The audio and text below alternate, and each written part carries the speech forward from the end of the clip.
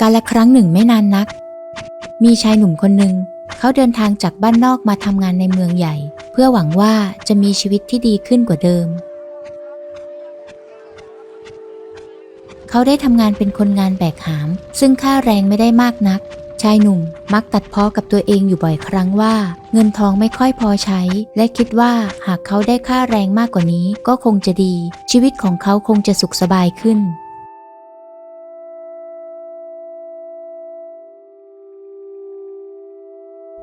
เหตุใดค่าแรงของเราถึงได้น้อยจังนะแค่กินใช้ในแต่ละวันก็หมดแล้วทำให้ไม่มีเงินเหลือเก็บเลยและแบบนี้สิ่งของใหญ่ๆรถบ้านที่อยากได้จะมีปัญญาซื้อหาได้อย่างไรข้าคงต้องมีชีวิตแบบนี้ไปจนตายแง่แต่ต่อมาไม่นานดั่งสวรรค์เป็นใจนายจ้างได้ขึ้นค่าแรงให้แก่ชายหนุ่มทำให้เขารู้สึกดีใจเป็นอย่างมากและคิดว่าเมื่อรายได้เพิ่มขึ้นแล้วจะทำให้เขาพอกินพอใช้และมีเงินเหลือเก็บได้อย่างที่ฝันไว้อย่างแน่นอนเอาละต่อไปนี้ข้าจะขึ้นค่าแรงให้เจ้าเพราะเห็นว่าเจ้าทำงานดีขอบคุณมากครับเฒ่าแก่ในที่สุดชีวิตของเราก็มีความหวังจะได้มีเงินเก็บกับเขาเสียที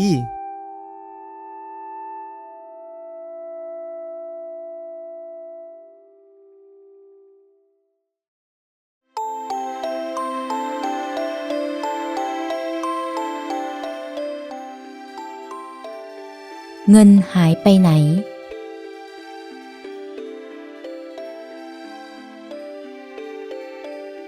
แรกๆก็เหมือนจะเป็นอย่างที่คิดไว้แต่พอนานวันเข้าก็กลับกลายเป็นว่าเขาก็ยังมีปัญหาเงินไม่พอใช้อีกเหมือนเคยพอใช้จ่ายไปจนถึงสิ้นเดือนจากที่คิดว่าต้องมีเงินเหลือให้เก็บอย่างแน่นอนก็ปรากฏว่าก็ยังไม่มีเงินเหลืออีกตามเคยอ้าวเหตุใดจึงเป็นเช่นนี้เหตุใดเงินทองจึงไม่ค่อยพอกินพอใช้อยู่เหมือนเดิมทั้งที่เงินเดือนก็สูงขึ้นแต่กลายเป็นว่ายังไม่มีเงินให้เหลือเก็บอยู่เหมือนเดิมได้หรือว่าจะมีคนแอบมาขโมยเงินของเราไปนะต้องใช่แน่ๆเลยเมื่อคิดได้ดังนั้นชายหนุ่มจึงได้ลองไปถามลุงคนดูแลห้องพักดูท่านลุงช่วงนี้เห็นใครแอบเข้าไปในห้องของข้าตอนที่ข้าออกไปทำงานบ้างหรือเปล่าก็มิเห็นมีนะมีอะไรอย่างนั้นหรือก็เงินที่ข้าเก็บไว้ในห้องหายไปนะสิอ้าวอย่างนั้นหรือแต่ข้ามิเห็นมีใครแอบเข้าห้องของเจ้าเลยจริงๆนะเช่นนั้นเงินของข้าจะหายไปได้อย่างไรอย่างนั้นเจ้าอยากให้ข้าช่วยเหลืออย่างไรเมื่อเป็นเช่นนั้นชายหนุ่มกับลุงคนดูแลห้องพักจึงวางแผนกันว่าเมื่อวานข้าเพิ่งเงินเดือนออกขโมยมันต้องรู้แล้วแน่ๆเลยเดี๋ยววันนี้ข้าจะแกล้งออกไปทำงานแล้วจะกลับมาดูซิว่าจะมีใครย่องเข้ามาที่ห้องของข้าหรือไม่ดีชายหนุ่มได้ทำตามแผนการที่วางเอาไว้เขานั่งเฝ้าอยู่นานแต่จนแล้วจนรอดก็ไม่เห็นมีใครแอบเข้าไปในห้องของเขาหรือมีความน่าสงสัยเลยสักคนเดียวชายหนุ่มรู้สึกสับสนในจิตใจเป็นอย่างมากเห็นได้ไม่เห็นเจอตัวคนร้ายเลยนั่นสิก็ดูเป็นปกติเหมือนที่ข้าเห็นทุกวันเช่นนั้นเงินของข้าจะหายไปได้อย่างไรกันเล่าแน่ใจนะว่ามิได้ทำหายที่อื่นไม่มีทางหรอกข้าเก็บเงินเอาไว้ในห้องตลอดเวลาจะใช้ถึงหยิบออกไปทีอย่างนั้นแน่ใจนะว่ามิได้หยิบไปใช้เองจนหมดจะเป็นไปได้อย่างไรเพราะข้าก็ใช้จ่ายอยู่เท่าเดิมแต่เงินเดือนสูงขึ้นอย่างไรก็ต้องเหลือ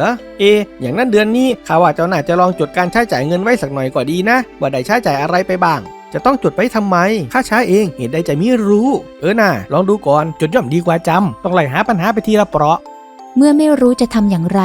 ชายหนุ่มจึงได้ทดลองทำตามที่ลุงคนดูแลห้องพักบอกทุกวันชายหนุ่มจะจดบันทึกรายรับและสิ่งที่ได้ใช้จ่ายในแต่ละวันเอาไว้ในสมุดและเมื่อถึงสิ้นเดือนก็ปรากฏว่า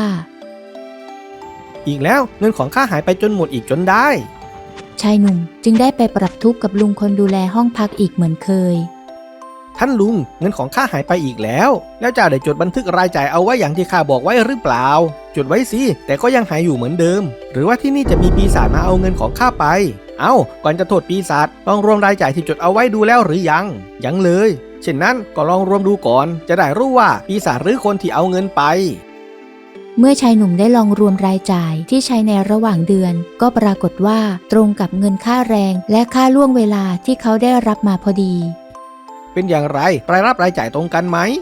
ก็ตรงกันพอดีแปลว่าข้าเป็นคนเอาเงินไปใช้จ่ายเองอย่างนั้นหรือก็คงงั้นแต่ว่ามันจะเป็นไปได้อย่างไรก็ข้ามิเห็นได้ใช้จ่ายอะไรต่างจากตอนที่เงินเดือนน้อยๆเลยในเมื่อเงินเดือนสูงขึ้นอย่างไรมันก็ต้องมีเหลือสิเช่นนั้นก็ลองดูในบันทึกดูก่อนสิว่ามีรายจ่ายอะไรที่ต่างจากที่เคยเป็นหรือเปล่า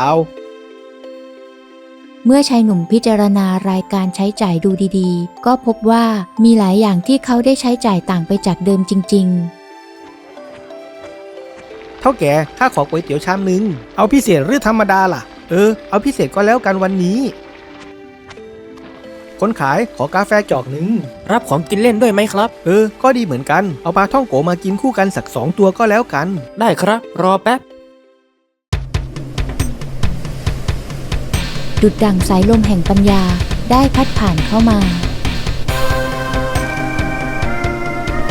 ตั้งแต่ที่ได้ค่าแรงเพิ่มขึ้นจากที่เคยกินก๋วยเตี๋ยวธรรมดาก็สั่งพิเศษกินใช้ของจุกจิกบ่อยขึ้นก็เห็นว่าเป็นเงินนิดๆหน่อยๆไม่นึกว่ารวมๆกันแล้วมันจะเป็นรายจ่ายเยอะขนาดนี้ได้ที่แท้ข้านี่เองที่เอาเงินของตัวเองไป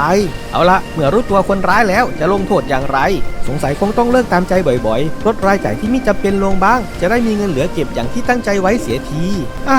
ให้มันได้อย่างนี้สิปัญญายุทธจากเรื่องนี้คนเรามักไม่สามารถจดจำพฤติกรรมที่ได้ทำไว้ของตนเองได้ดีพอ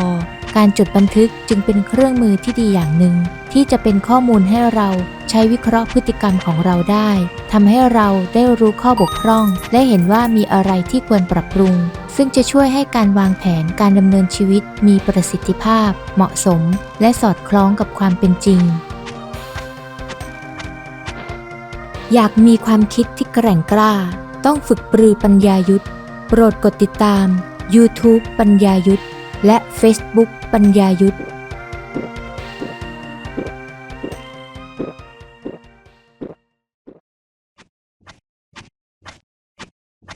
อยู่มาวันหนึ่งท่านลุงเงินของเจ้าหายไปอีกแล้วอย่างนั้นหรือเปล่าหรอกครับเงินมิได้หายไปแต่ก็ยังมีค่อยพอใช้จ่ายอยู่ดีก็ใช้จ่ายให้เหมือนตอนที่เงินค่าแรงยังน้อยๆมิได้หรือข้าก็คิดอยากจะทำอย่างนั้นอยู่เหมือนกันแต่ไม่รู้ทำไมมันทำยากเหลือเกินเดี๋ยวนี้รู้สึกว่าหากใช้จ่ายเงินเหมือนเดิมแล้วชีวิตมันดูลำบากกว่าเดิมอย่างไรไม่รู้นี่แหละนะเขาถึงพูดกันว่ามิว่ารายได้จะสูงขึ้นสักเท่าไหร่คนเราก็จะปรับรายจ่ายไปจนตามทันรายได้เสมอพอเงินเยอะก็รสนิยมสูงขึ้นข้าก็ว่าอย่างนั้นแหละ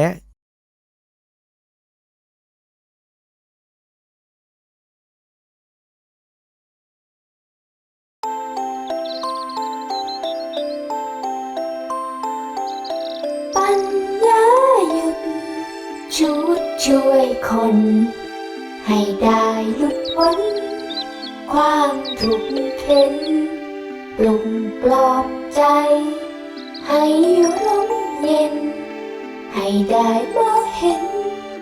ความเป็นจริง